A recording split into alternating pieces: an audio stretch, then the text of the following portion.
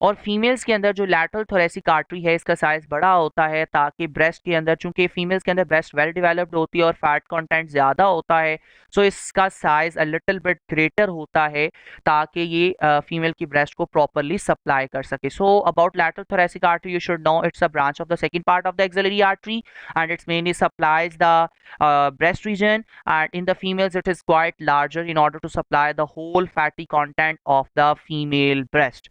सो यहाँ से एक दफ़ा फिर से देख लें आप एक्सिलरी आर्टरी. चलें इस डायग्राम को हम अपने थर्ड पार्ट की ब्रांचेस कंप्लीट करने के बाद दोबारा से देखते हैं.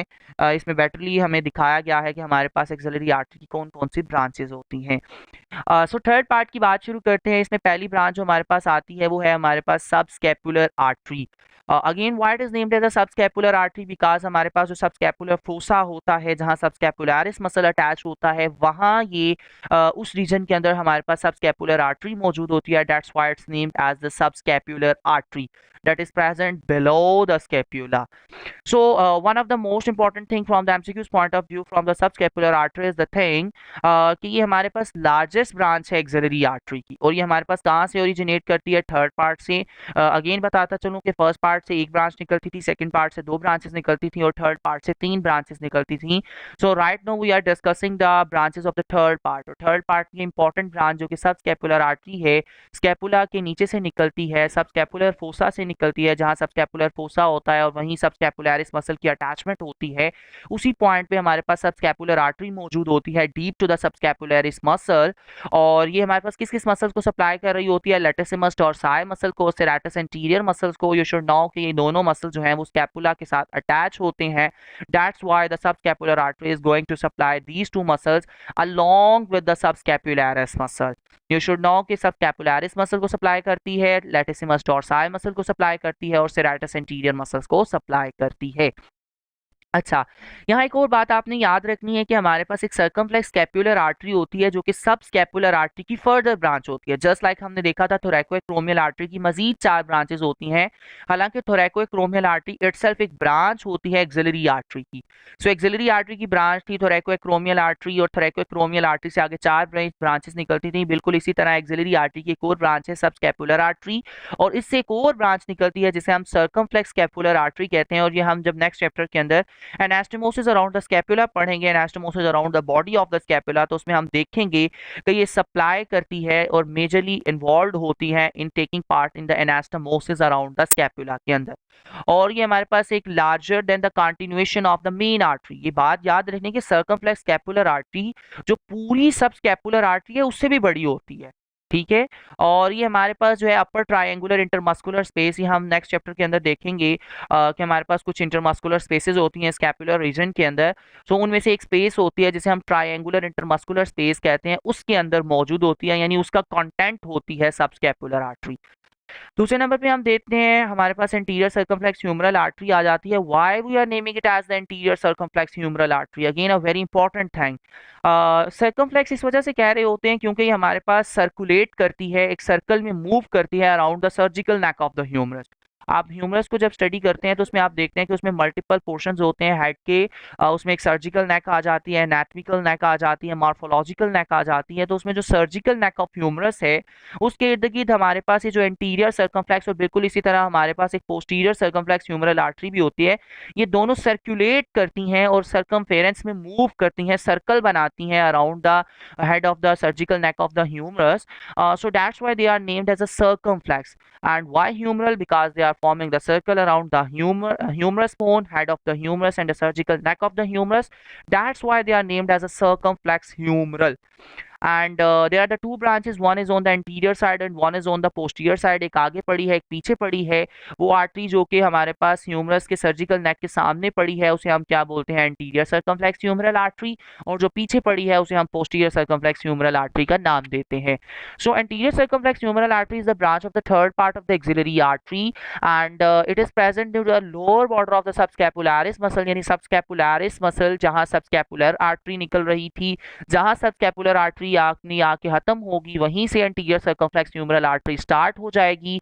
और ये हमारे पास किसके साथ एनास्टोमोस करती है, दूसरी एक और आर्टरी होती है, वो भी आपके ह्यूमरस के सर्जिकल नेक के इर्द गिर्द रोटेट हो रही होती है, जिसका नाम पोस्टीरियर सर्कमफ्लेक्स ह्यूमरल आर्टरी होती है। ये उसके साथ मिलती है और एनास्टोमोस कर जाती है। अच्छा, यहाँ I think so it would be better कि मैं आपको एनास्टोमोस का मतलब समझा दूं।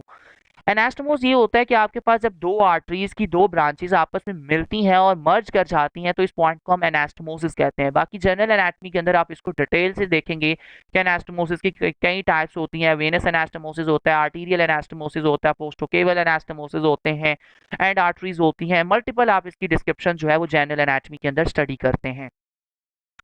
So what you have to know about the anterior circumflex humeral artery? First of all, it's the branch of the third part of the axillary artery, and it is present at the lower border of the subscapularis, and it anastomoses with the posterior circumflex humeral artery and form a circle around the surgical neck of the humerus. So that's the thing that are important. अच्छा, एक और चीज़ important जो आपको याद रखनी है वो ये है कि हमारे पास जो एंटीरियर सर्कमफ्लेक्स ह्यूमरल आर्टरी है, इससे एक असेंडिंग ब्रांच निकलती है जो कि ऊपर की जानिब मुड़ जाती है, और इसका काम ये होता है कि ये ह्यूमरस के हेड को और साथ ही साथ शोल्डर जॉइंट को सप्लाई करती है। So this is thing is very important from the MCQs point of view कि हमारे पास हेड ऑफ ह्यूमरस को कौन सप्लाई करता है। That's also the prof question कि हमारे पास एमसीक्यूज पॉइंट ऑफ व्यू में पूछा जा सकता है कि anterior circumflex humeral artery, posterior circumflex humeral artery, subscapular artery, इन तीनों आर्टरीज में से कौन सी आर्टरी जो है वो आपके हेड ऑफ ह्यूमरस को सप्लाई करती है। So your answer should be anterior circumflex humeral artery, और उसकी भी असेंडिंग ब्रांच। अब हम लास्ट ब्रांच देखते हैं अपनी इसके एक्सिलरी आर्टरी को, आज के लेक्चर को खत्म करते हैं। That is the posterior circumflex humeral artery. Posterior circumflex humeral artery interior circumflex की निस्बत बड़ी होती है, और ये हमारे पास थर्ड पार्ट से ओरिजिनेट करती है, और ये किस पार्ट में रन कर रही होती है, क्वाड्रेंगुलर इंटरमस्कुलर स्पेस के अंदर।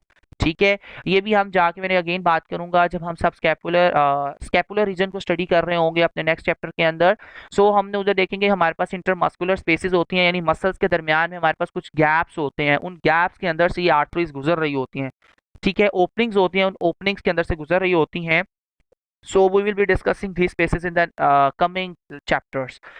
So ये हमारे पास quadrangular intermuscular space के अंदर से गुजर रही होती है। This thing is just like you have to cram this thing right now कि हमारे पास quadrangular intermuscular space होती है, जिसके चार portions होते हैं। That's why we name it as the quadrangular intermuscular space. The rest of the discussion will be done in the next chapters in the subscapular or the scapular spaces. ये बात जो मैं पहले कर चुका कि एंटीरियर सर्कमफ्लेक्स और posterior circumflex humeral artery आपस में एनास्टोमोस करती हैं, वही बात दोबारा से रिपीट की गई कि it ends by anastomosis with the anterior circumflex humeral artery. बात एक ही है कि एंटीरियर पोस्टीरियर के साथ एनास्टोमोस करती है और पोस्टीरियर एंटीरियर के साथ एनास्टोमोस करती है। कान को एक साइड से पकड़ें, दूसरी साइड से पकड़ें, बात तो एक ही है।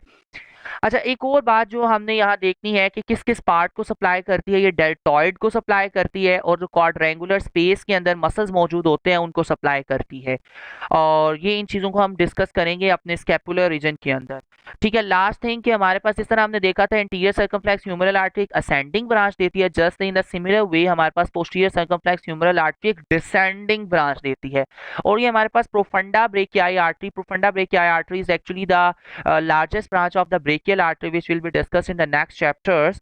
ब्रेकियल आर्टरी की एक ब्रांच होती है जो कि प्रोफंडा ब्रेकियाई आर्टरी होती है। ये प्रोफंडा ब्रेकियाई आर्टरी के साथ एनास्टोमोस करती है पोस्टीरियर सर्कमफ्लेक्स ह्यूमरल आर्टरी की ये ब्रांच, और ये anastomosis around the elbow joint के अंदर इन्वॉल्व होती है। So that was all about today's lecture, जिसमें हमने जो है वो एक्सिला की बेसिक बाउंड्रीज देखी, उसके कंटेंट्स देखे, और फिर एक्सिलरी आर्टरी जो कि मेजर कंटेंट है आपके एक्सिला का, उसे हमने देखा। So this thing is very important from the paper point of view, so B focus on this chapter, and if you have still any question, have a question in the comment box. I will try my best to answer you. Thank you so much.